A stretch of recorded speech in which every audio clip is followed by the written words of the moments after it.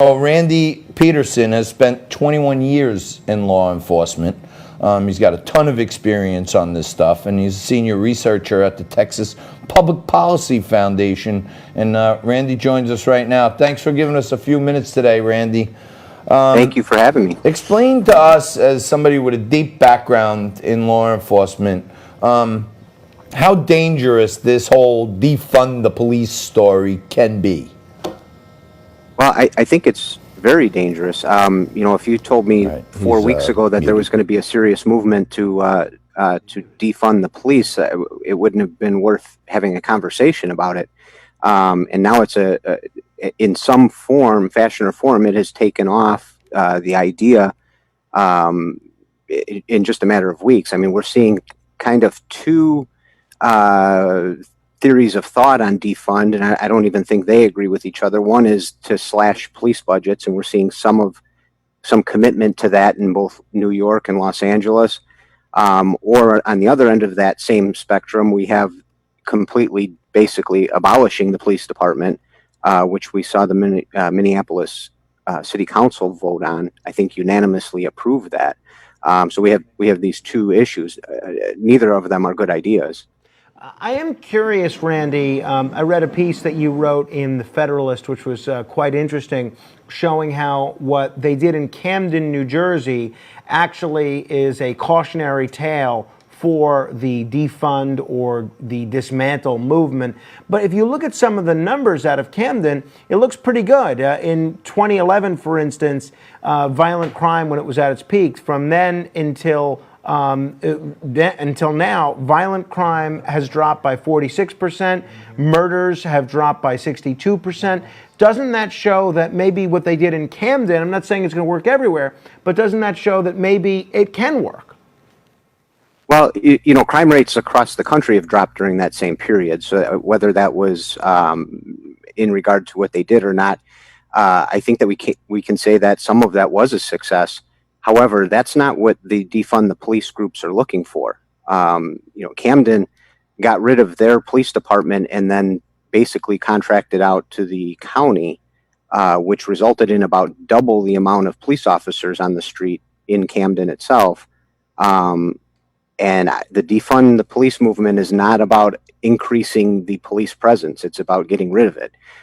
So if you're going to use it as a cautionary tale, they outsourced it, which when you do that, when you go to the county sheriff's office, you remove the local control, at least theoretically, you remove the local control that the community should have over its police department, the oversight and the input, the community engagement that results. Your police force is reporting to an outside agency. The other thing is, when they got rid of their police department, the county picked up a lot of those police officers, but slashed their pay. So you basically had the same police officers working in that area. So Camden did not accomplish anything that the abolish movement is looking for. They have never stated an interest in increasing public safety, which was probably the goal, that and cost savings in Camden. Yeah, so let's talk about some of these defund movements. Here in New York, there are several members of the city council that are trying to slash the NYPD budget, which is about $6 billion. They're trying to slash that by about $1 billion. In Los Angeles, they cut about $150 million. Ironically, some of that money was going to go to actually outfitting all the LAPD officers with body cameras. So it actually will make it much less transparent, and if there's police misconduct, it'll make it much more difficult to find out what's going on. Why don't the advocates of the defund the police movement ever see that or ever recognize the fact that it's not as if we're just flushing money down the toilet here? This money actually can go, in some cases, to improve police accountability. Yeah, it's because the whole philosophy is not thought out. It's an emotional one, right? The goal of defund the police is not to improve policing; it's to punish the police officers, and it's going to have the exact reverse effect of improving policing. And I don't even know that that's a stated goal in the movement anyway, on either side, on either slashing budgets or abolishing the police. You're right. I mean, if you have less transparency because the department can no longer purchase body cameras, I can tell you one area that all departments, if you slash their budget, where it's going to come from is training, right? Training is the probably biggest component, that and hiring practices, that we can do to improve policing. And you're going to take money away from that. It's an emotional outcry, and it's not rooted in any sort of thoughtful reform efforts. So, Randy, we saw President Trump today come out and issue some guidelines, some frameworks that he'd like to see police departments undergo. Senator Tim Scott and Senator Mitt Romney, both Republicans, have indicated they're interested in pushing some sort of a police reform agenda. Is there any sort of bipartisan police reform legislation that you could see coming out of Washington that you think would both improve policing in this country and not at the same time muzzle police and let criminals run rampant? Yes, I do. I do think that there's a bipartisan interest in doing that. I think that And what would it look like? What would it be included in that?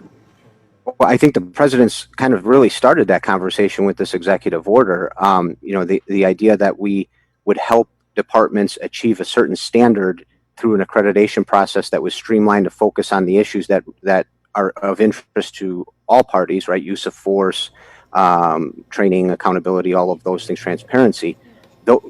He's taken a huge step forward on that. He's going to need Congress, though, to help fund some of that, because every police department in the country is not able to, they don't have the resources to do that now, even before we start trying to defund them. And so that, I think that that's a huge step in the right direction, so long as we understand that we still have the concept of federalism, right? That the federal government does not involve itself overly in the states' rights to police themselves.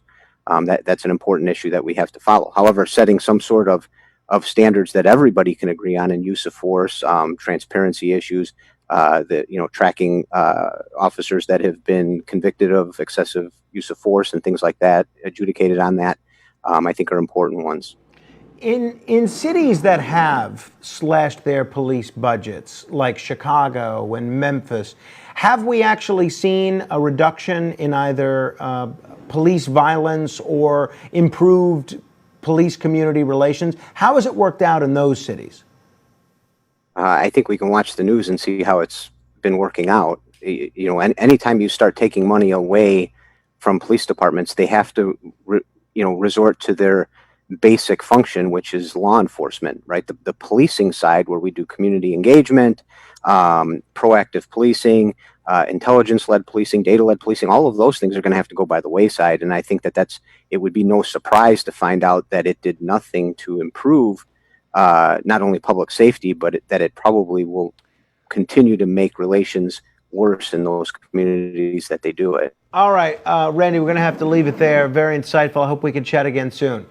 Yes, sir. Thank you so much for having me. Thank you. If people are interested in reading Randy's commentary about how Camden can be a cautionary tale, we're going to link to that on our Facebook page. Just search us on Facebook at Liquid Lunch TV. We'll be right back with Tisha Powell. You're watching Liquid Lunch on Biz TV.